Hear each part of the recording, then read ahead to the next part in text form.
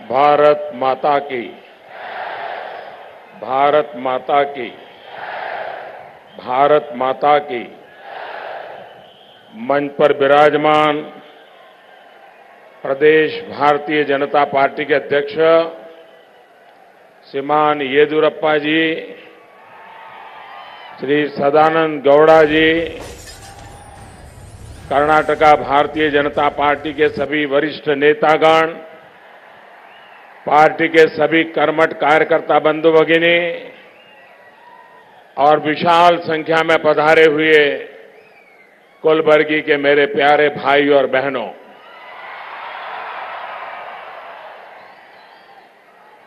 कलबुर्गी जिल्लाದ ಆತ್ಮೀಯ ನಾಗರಿಕ ಬಂಧು ಭಗಿನಿಯರೇ, ಕಲಬುರಗಿ ಜಿಲ್ಲೆಗೆ ಬಂದಿರುವುದಕ್ಕೆ ನನಗೆ ಅತ್ಯಂತ ಸಂತೋಷವಾಗಿದೆ. ಸೇವೆ ಹಾಗೂ ಪರಿಶ್ರಮಕ್ಕೆ ಹೆಸರುವಾಸಿ ಆಗಿದೆ. कलबुर्गी शहर के प्रमुख देवता भगवान शरण बसवेश्वरा और भगवान कोरंती हनुमान जी को मेरा श्रद्धापूर्वक नमन। मैं बहुत ही भाग्यशाली हूं कि मुझे भीमा नदी के तट पर गाणगापुर के प्रमुख देवता भगवान दत्तात्रेय को प्रणाम करने का अवसर मिला। महान न्यायविद श्री विघ्नेश्वरा, महान शिक्षाविद, स्वातंत्र सेनानी स्वामी रामानंद तीर्थ सहित यहां से संबंधित सभी तमाम महापुरुषों को मैं श्रद्धा सुमन अर्पित करता हूं, उनको नमन करता हूं। जनसंघ और भारतीय जनता पार्टी के लिए भी कलबुर्गी के अनेक कर्मठ कार्यकर्ता दिए हैं। ऐसे सभी कार्यकर्ताओं का भी मैं आदरपूर्वक नमन करता हूं। साथियों, पिछली बार चुनाव के दौरान मैं आप सभी के बीच आया था। तब मैंने आपको कहा था कि यहां के सामान्य जनों के विकास में कोई कसर नहीं छोड़ूंगा।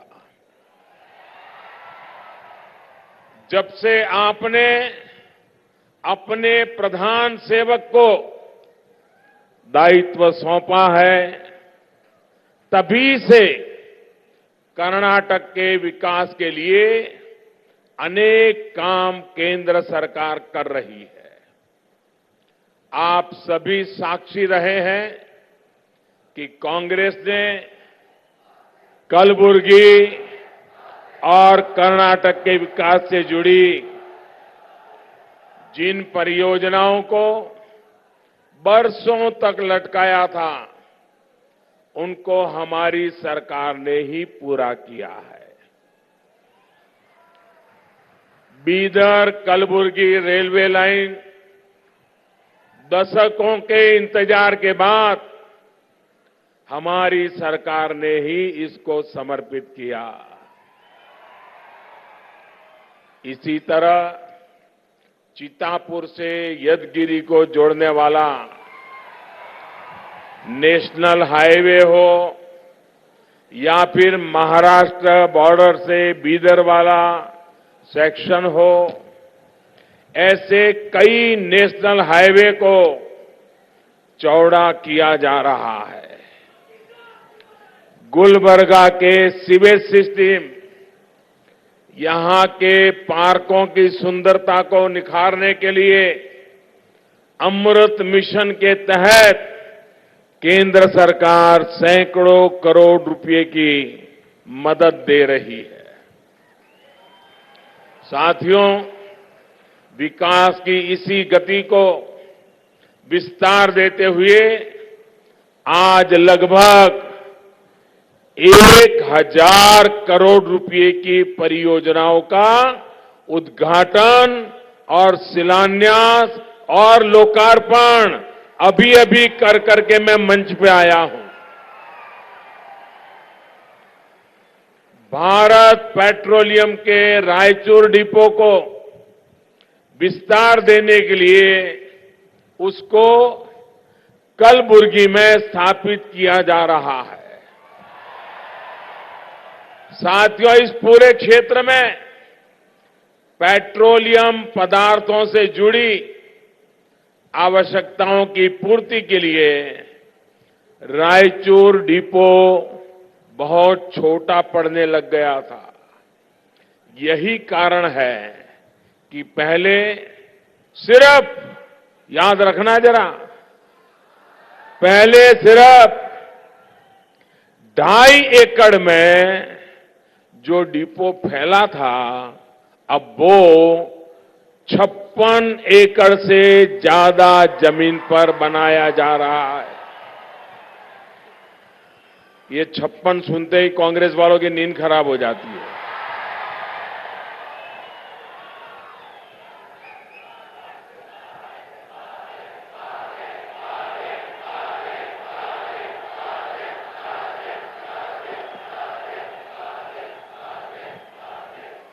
भाइयों और बहनों, कलबुर्गी के साथ साथ पूरे कर्नाटक की स्वास्थ्य सुविधाओं को विस्तार देने का भी प्रयास किया जा रहा है। आज हेल्थ से जुड़े 2 प्रोजेक्ट्स का लोकार्पण किया गया है। Karnataka institute of medical sciences Hubli के सुपर स्पेशलिटी अस्पताल के रूप में राज्य को एक बहुत बड़ी सौगात आज यहीं से मिली है। इस ब्लॉक के बनने से अब यहां 200 नए बेड की क्षमता तैयार हुई है। इसके अलावा 8 सुपर स्पेशलिटी सर्विसेज की सुविधा का निर्माण होने से गंभीर बीमारी का उत्तम इलाज हुबली में ही सुनिश्चित होने में मदद मिलेगी। इसके साथ साथ मेडिकल एजुकेशन के मामले में भी युवा साथियों को कर्नाटक में ही अधिक अवसर मिलने वाले हैं।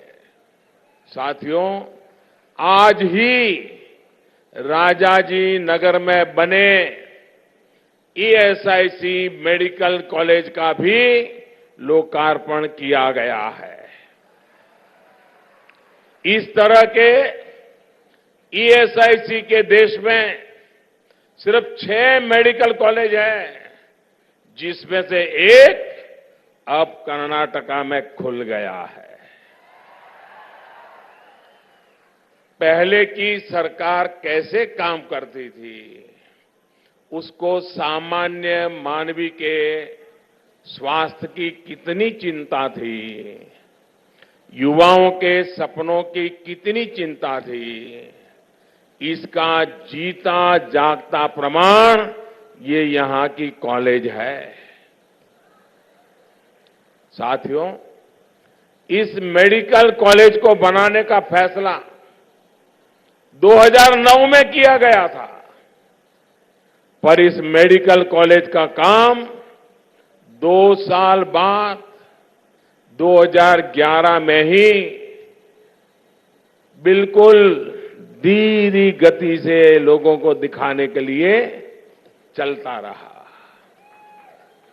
हमारी सरकार जब आई तो हमने इस काम को गति दी। आज ये सेवा के लिए बिल्कुल तैयार है।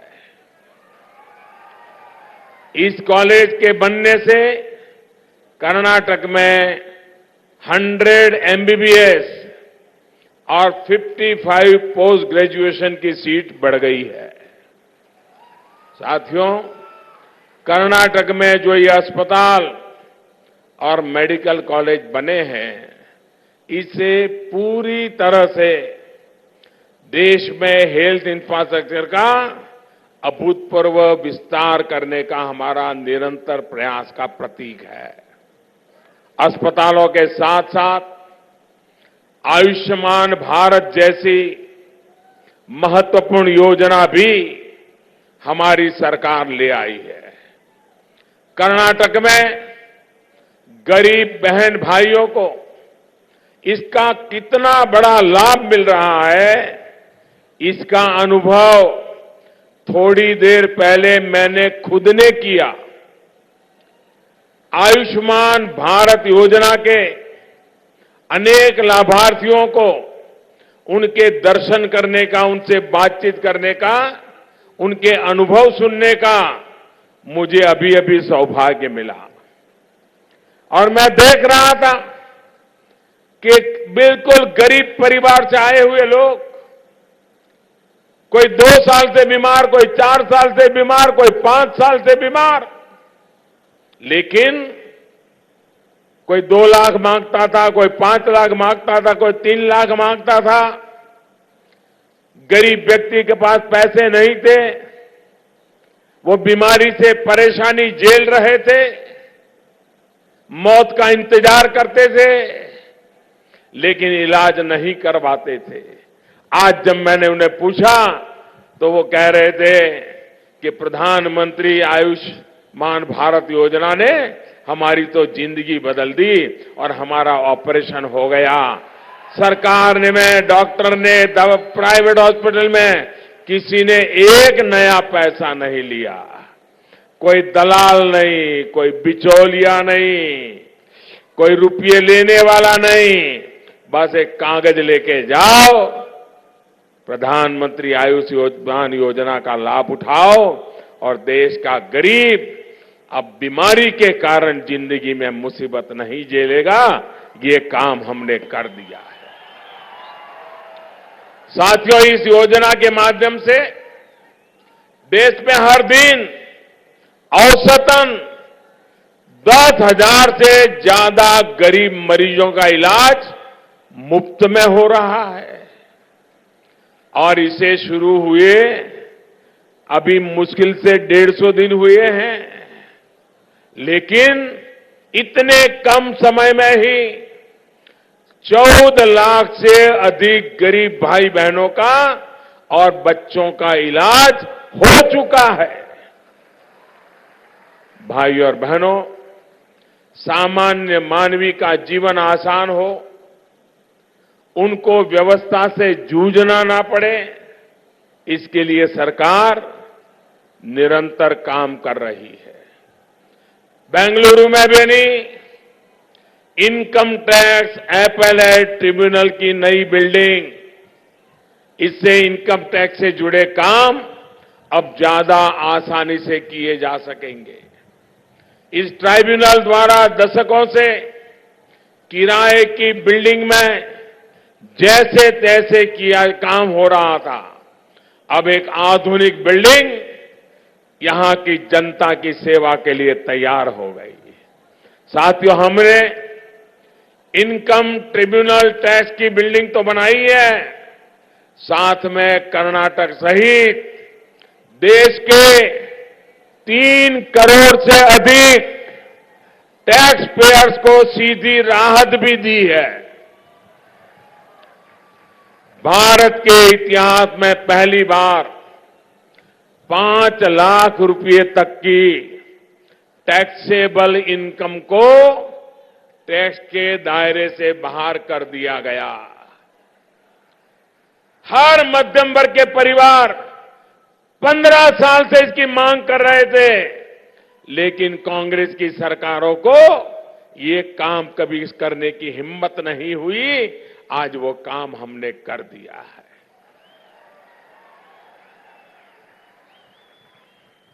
Friends, I'm delighted that a girls' hostel in Bangalore University, is being dedicated to the nation.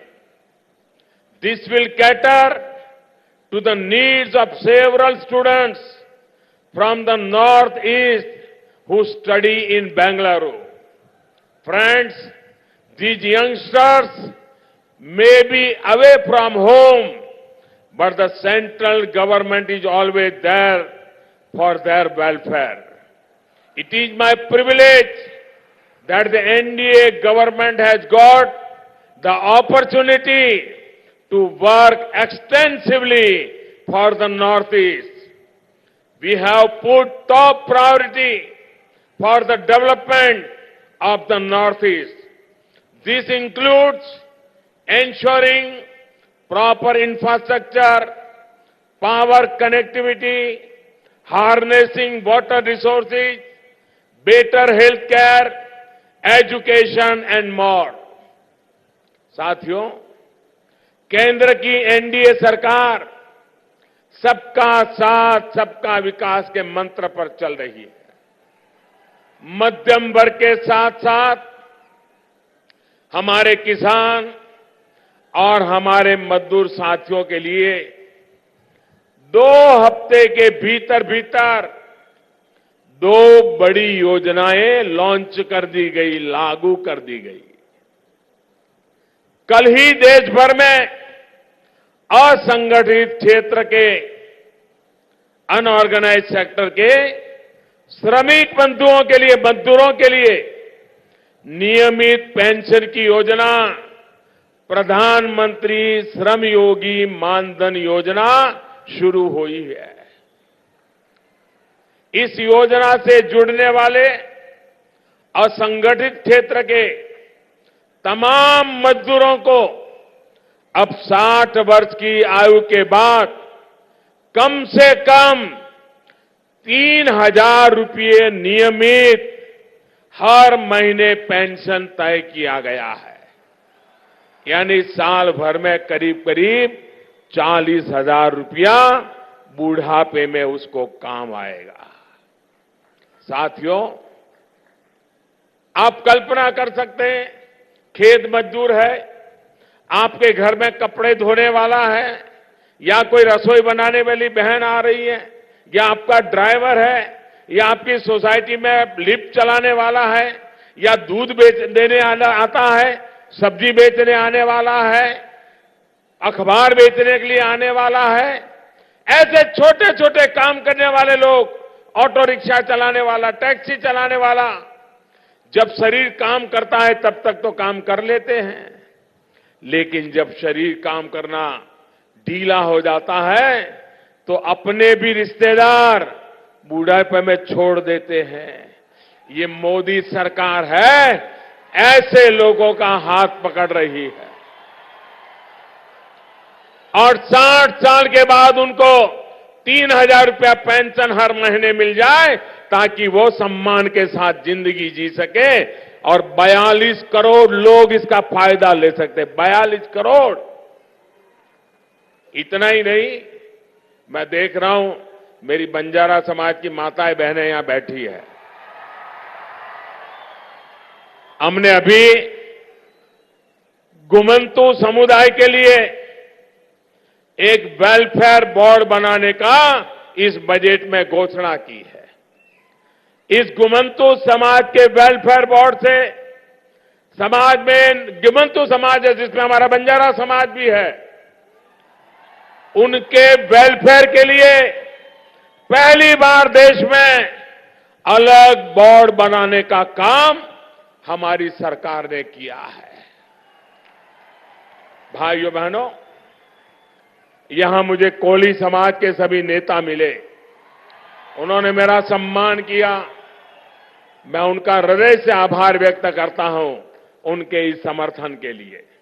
साथियों, कामगारों की ही तरह देश भर के लगभग 12 करोड़ किसान परिवार जिनके पास 5 एकड़ या उससे कम जमीन है, उनको प्रधानमंत्री किसान सम्मान निधि का लाभ मिलना तय है। इसके तहत केंद्र सरकार सीधे किसानों के खाते में हर साल 75,000 करोड़ रुपए जमा करने जा रही है। 75,000 करोड़ रुपया हर साल। आप कल्पना कर सकते हैं, गांव में जब किसान के हाथ में 75,000 करोड़ रुपया गांव में पहुंचेगा तो गांव की इकोनॉमी कैसी दौड़ने लगेगी। और इसकी पहली किस्त देश के करोड़ों किसानों को ऑलरेडी पहुंच चुकी है, मिल चुकी है। भाइयों बहनों, ये लाभ कर्नाटक के भी लगभग 71 लाख किसानों को मिलना तय है। लेकिन मैंने पहली किस्त दे दी, देश भर के किसानों को मिल गई। लेकिन जिनको सिर्फ राजनीति करनी है, राजनीति के खेल खेलने हैं, किसानों का भला करने का इरादा नहीं है, ऐसी कुछ सरकारें हैं, इनको लगता है कि अगर उनके राज्य में किसान के खाते में 2,000 रुपया पहुंच गया तो ये तो मोदी मोदी करने लग जाएंगे। और इसलिए ये कर्नाटक की सरकार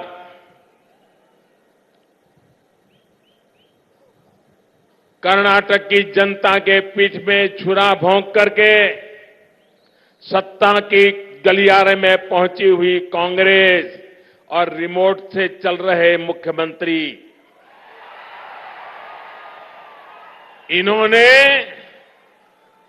कर्नाटक के किसानों की सूची अभी तक हमें पहुंचाई नहीं है।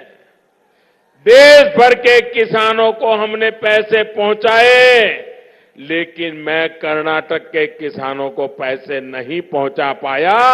इसके गुनहगार, किसानों के दुश्मन, ये आपके बेंगलुरु सरकार में बैठे हैं।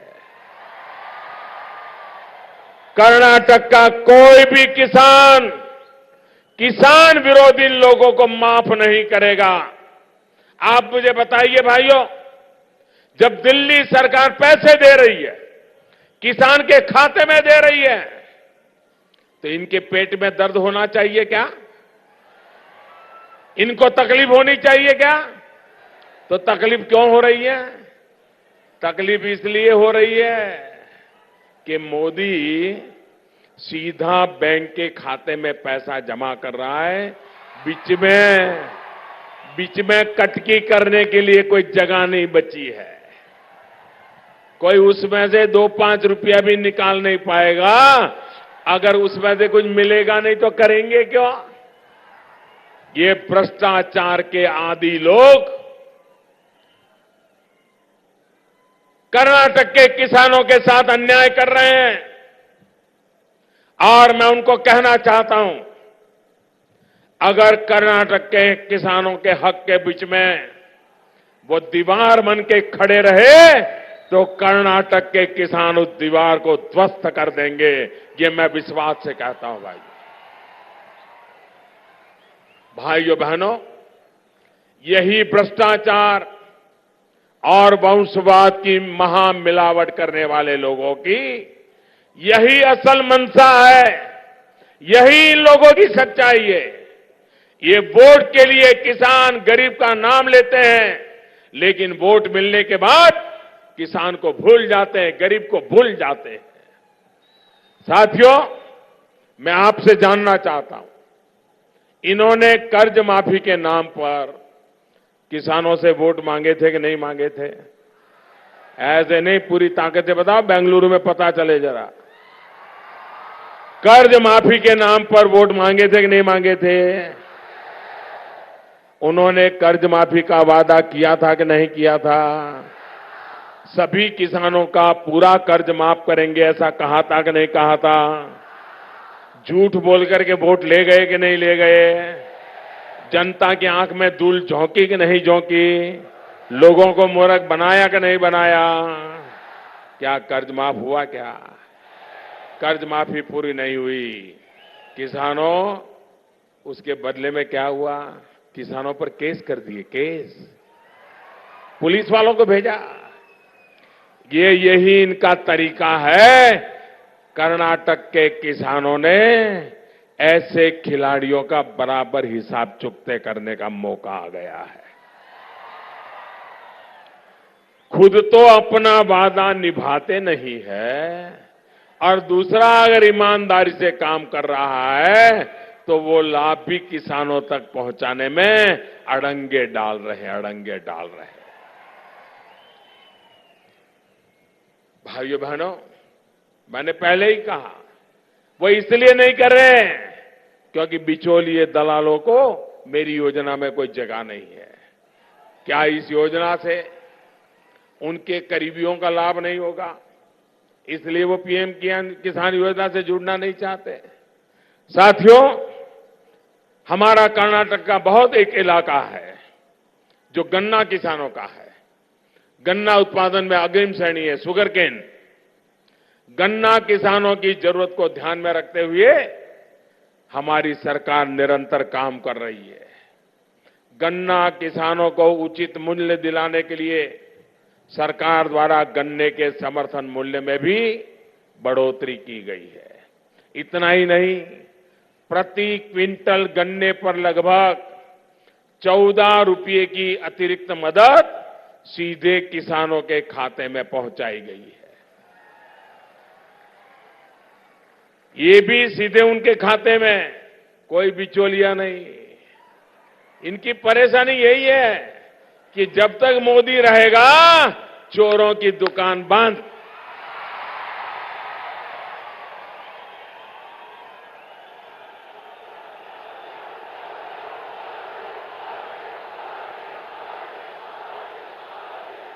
पहले ये मदद चीनी मिलों के माध्यम से दी जाती थी। पिछले हफ्ते ही सरकार ने फैसला लिया है कि जो चीनी मिलें किसानों को बकाया देने में अड़चन महसूस कर रही हैं, उनके लिए भारत सरकार सॉफ्ट लोन का प्रावधान करेगी। ऐसी मिलों को बैंकों से कर्जा दिलवाया जाएगा जिसके 1 साल के ब्याज का भुगतान केंद्र सरकार करेगी। साथियों, चीनी की ज्यादा पैदावार से कीमतों पर ज्यादा असर ना हो, इसके लिए एक न्यूनतम मूल्य तय किया गया है। चीनी के आयात पर 100% शुल्क भी लगाया गया है। चीनी निर्यात करने की अनुमति भी दी गई है। इसके साथ ही गन्ने से बायोफ्यूल तैयार करने के लिए देश भर में व्यापक इंफ्रास्ट्रक्चर तैयार किया जा रहा है। सरकार ने जो कदम उठाए हैं, उसके चलते इथेनॉल की सप्लाई पहले की तुलना में 4 गुना करने की दिशा में हम आगे बढ़ रहे हैं। आने वाले समय में इथेनॉल का देश में और बड़े स्तर पर इस्तेमाल होने वाला है। पेट्रोल, डीजल से लेकर हवाई ईंधन तक में इथेनॉल की ब्लेंडिंग को बढ़ाया जा रहा है। साथियों, इथेनॉल से जुड़ी टेक्नोलॉजी आज नई नहीं है, दुनिया में बहुत पहले से टेक्नोलॉजी चल रही है। यही कारण है कि जब अटल जी की सरकार ने इस दिशा में काम शुरू किया था, लेकिन अटल जी की सरकार के जाने के बाद फिर इन्होंने ताले लगा दिए। हमारी सरकार आने के बाद इसके लिए एक रोड मैप तैयार किया, इथेनॉल ब्लेंडिंग प्रोग्राम शुरू किया गया। इथेनॉल से गन्ना किसानों को तो लाभ मिल रहा है, भविष्य में देश की कच्चे तेल की आयात करने की जरूरत को भी हम कम कर पाएंगे। साथियों, देश की किसानों से जुड़ी, देश के सामान्य मानवी से जुड़ी योजनाओं के प्रति कांग्रेस और उसके समर्थकों के इसी रवैये ने देश का बहुत बड़ा नुकसान किया है। आप याद करिए, जब हमने जनधन योजना शुरू की थी तो कैसे इसका मजाक उड़ाया था। जब हमने आधार को कानूनी स्वरूप देने की कोशिश की थी तो कैसे उसकी राह में रोड़े अटकाए थे, सुप्रीम कोर्ट तक चले गए थे। आज यही जनधन अकाउंट, यही आधार नंबर आपके मोबाइल ने एक ऐसी त्रिशक्ति का निर्माण किया है कि इनके लिए भ्रष्टाचार के तमाम रास्ते बंद हो गए हैं। अब यह सुनिश्चित हुआ है कि केंद्र सरकार अगर दिल्ली से 1 रुपया भेजती है तो 100 के 100 पैसे पूरे गरीब के खाते में सीधे जाते हैं। बीच में कोई बिचौलिया किसी का हक नहीं मार सकता। साथियों, पहले की सरकारों ने जो व्यवस्था बनाई थी उसमें हमारे देश में करीब करीब 8 करोड़ लोग ऐसे थे जो सिर्फ कागजों पर थे, पैदा ही नहीं हुए थे। पैदा नहीं होते थे उनकी शादी हो जाती थी, पैदा नहीं होते थे वो विधवा हो जाते थे, पैदा नहीं होते थे वो बूढ़े हो जाते थे, पैदा नहीं होते थे वो अपंग हो जाते थे, दिव्यांग बन जाते थे, पैदा नहीं होते थे वो स्कूल के अंदर स्कॉलरशिप लेने लगते। सारा पैदा ही नहीं हुए ऐसे लोग कागज पे 8 करोड़ लोग ऐसे थे, बताओ 8। और अभी भी होंगे। मेरी खुदाई काम चल रहा है, ढूंढ रहा हूं मैं। फर्जी नाम से गैस कनेक्शन लेना, फर्जी नाम से राशन कार्ड बनाना, फर्जी नाम से कॉफी स्कॉलरशिप निकालना, फर्जी नाम से पेंशन निकालना, फर्जी नाम से मनरेगा का पैसा मांग लेना। लेकिन ये 8 करोड़ कागजी लोग गरीबों तक उनका हक नहीं पहुंचने दे रहे थे। अब हम व्यवस्था में जो पारदर्शिता लाए हैं उससे लीकेज तो रुकी है, गरीबों तक सीधे पैसे तो जा ही रहे हैं। आप हैरान हो जाओगे, ये नकली नाम जो थे उस नाम पर हर वर्ष 1,10,000 करोड़ रुपया ये बिचौलियों के हाथ में चला जाता था, वो बंद हो गया। अब मुझे बताइए, जिनको 1,10,000 करोड़ रुपया जिन जिन लोगों के पास पहुंचता होगा, अब बंद हो गया तो क्या वो मोदी जिंदाबाद बोलेंगे? क्या मोदी को गाली देंगे कि नहीं देंगे? देंगे कि नहीं देंगे? अब मुझे उनकी गालियों से डरना चाहिए क्या? जरा भी डरना चाहिए क्या? आप है ना? अब मैं क्यों डरूं? अरे 125 करोड़ देश के आशीर्वाद जिसके सर पे होता है वो कभी डरता नहीं है। न हिंदुस्तान से डरता है, न वो पाकिस्तान से डरता है, न किसी चोरों से डरता है, न कभी बेईमानों से डरता है।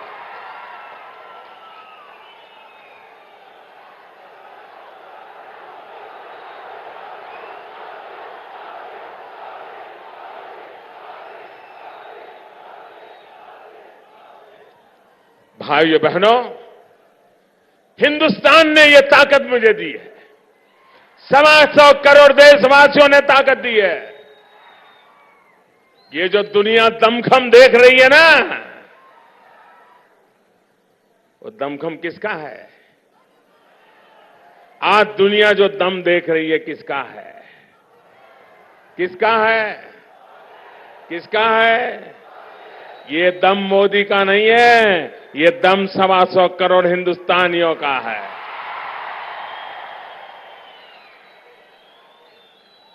साथियों, जब महामिलावट और स्वार्थ की राजनीति ही प्राथमिकता होती है तो देश को ऐसी ऐसी मुसीबतें झेलनी पड़ती है। सिर्फ अपने परिवार की, सिर्फ अपने स्वार्थ की राजनीति करने वाले नेताओं को नया भारत, भारत की नई रीति, नई नीति पसंद नहीं आ रही है।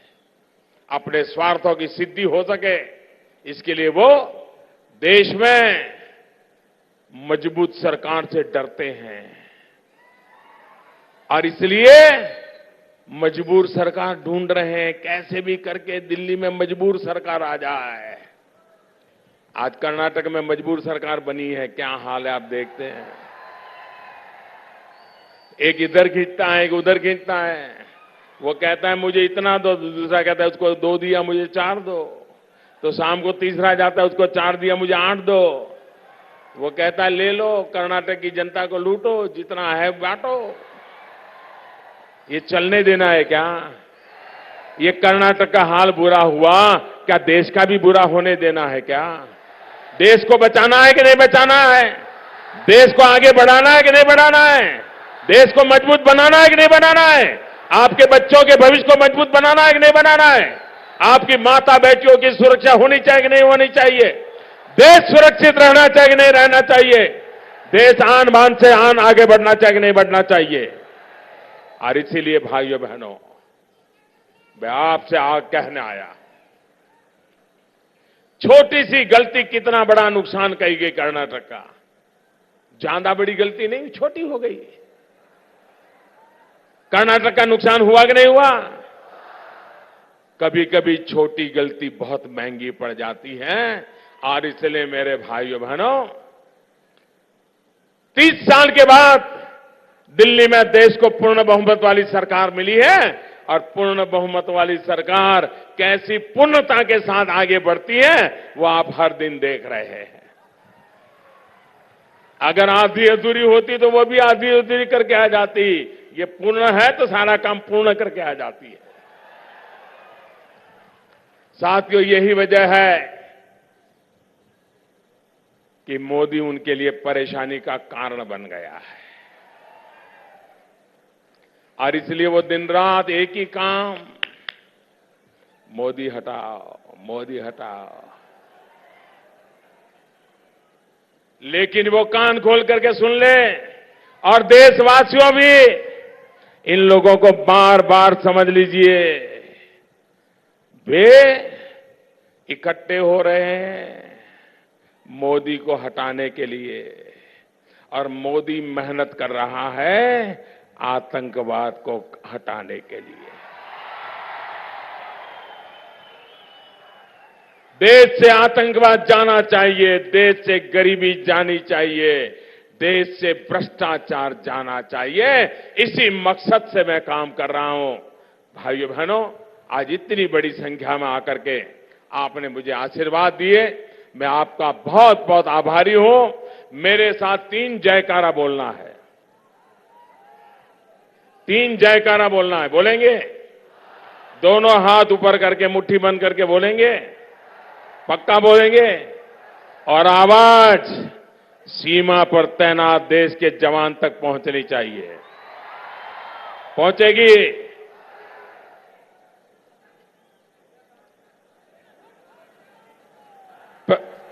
मैं भारत मां की जयकारा बुलाने वाला हूं। 3 जयकारा बुलाऊंगा और मैं आपसे चाहता हूं कि पूरी ताकत से मुझे साथ दीजिए। पराक्रमी भारत के लिए भारत माता की, विजयी भारत के लिए भारत माता की, वीर जवानों के लिए भारत माता की। बहुत बहुत धन्यवाद।